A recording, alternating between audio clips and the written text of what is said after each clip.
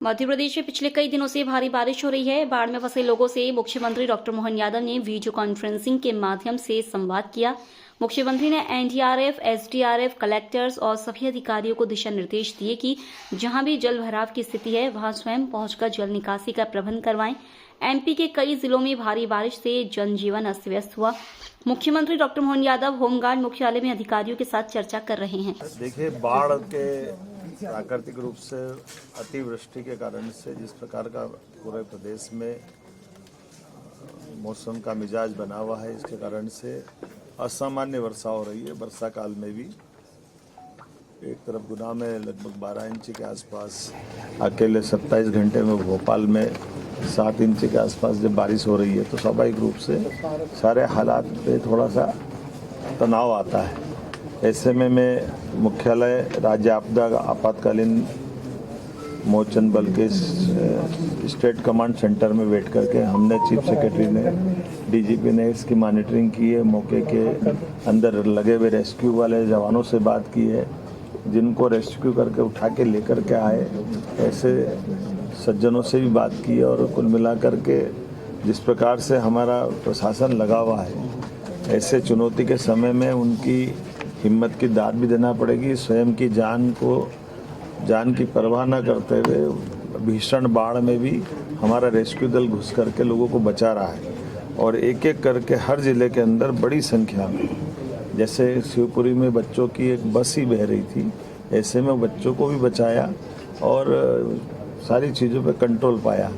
बस से निकालते निकालते 2 बच्चे बहकर निकल गए, आगे तक चले गए थे, लेकिन हमारे बचाव दल ने उनको भी बचाने का बड़ा काम किया है। गुना के अंदर भी इसी प्रकार से लगातार जैसा असामान्य माहौल बना हुआ है, कभी हमने सोचा नहीं कि इतनी बारिश होगी। लेकिन एक एक ज़िले से मैंने गुना के, शिवपुरी के, अशोकनगर के, नर्मदापुरम के सभी कलेक्टर से, एसपी से, हमारे होमगार्ड के डिस्ट्रिक्ट कमांडेंट से, बचाव दल में लगे जवानों से, वहाँ पे रेस्क्यू किए गए सज्जनों से, सभी से बात की है। और एक अच्छी बात है कि ऐसे हालात में समाज के भी बड़े पैमाने के लोगों ने अपनी उदारतापूर्वक अपने घर संस्थान को खोल करके प्रशासन के साथ कदम से कदम मिला के खड़े हैं। हमने भी प्रबंधन किया कि हर हालत में किसी व्यक्ति के साथ कोई भी कष्ट नहीं होना चाहिए। इसलिए बचाए गए लोगों को कपड़े, भोजन के प्रबंधन, आराम का इंतजाम, उनके लिए आवश्यक जिस प्रकार की ज़रूरत है, दवाई, बीमारी के कारण से या डॉक्टर की चिकित्सा की, सारे प्रबंधन करने के निर्देश हमने जिला कलेक्टर के माध्यम से दिए गए हैं। अगर मैं संख्या के आंकड़े की बात करूं तो वैसे तो ये अपने आप में ही पूरा हमारा जो समाचार है, बीते 24 घंटे के अंदर भारी वर्षा जो हुई है उसमें लगभग प्रदेश के छिंदवाड़ा, जबलपुर, नरसिंहपुर, सागर, आगरमालवा, अलीराजपुर, बड़वानी, बैतूल, भोपाल, धार, गुना, हरदा, खंडवा, खरगोन, मुरैना, नर्मदापुरम, नीमच, रायसेन, राजगढ़, सीहोर, श्योपुर और विदिशा में अधिक वर्षा दर्ज की गई है। ऐसे में स्वाभाविक रूप से कुछ अभी असर आएगा, कुछ बाद में असर आएगा जब पानी संकलित होकर नदी और नालों में पहुंचेगा।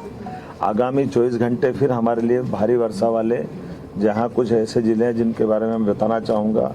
अत्यधिक भारी बारिश होने की जो संभावना है, जैसे नर्मदापुरम, हरदा, गुना, शिवपुरी, रायसेन, अलग अलग स्थानों पर भारी वर्षा होगी।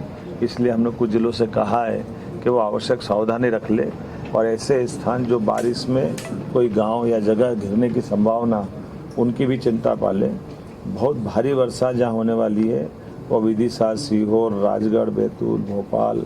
आजकल तो डिजिटल ज़माना है, हमको सबको मालूम पड़ जाता है। बड़े पैमाने पर वे वो ज़िले जिनमें कल भी गिरा था, आज भी कुछ जगह पानी गिरने वाला है।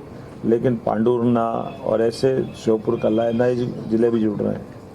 और भारी वर्षा वाले भी एक तरह से पूरे प्रदेश के अंदर ही बारिश की संभावना बनी हुई है। तो ऐसे में आप सबसे अपील करता हूँ कि जिनको बहुत ज़रूरी हो वही घर से निकलें, अपने घर के आसपास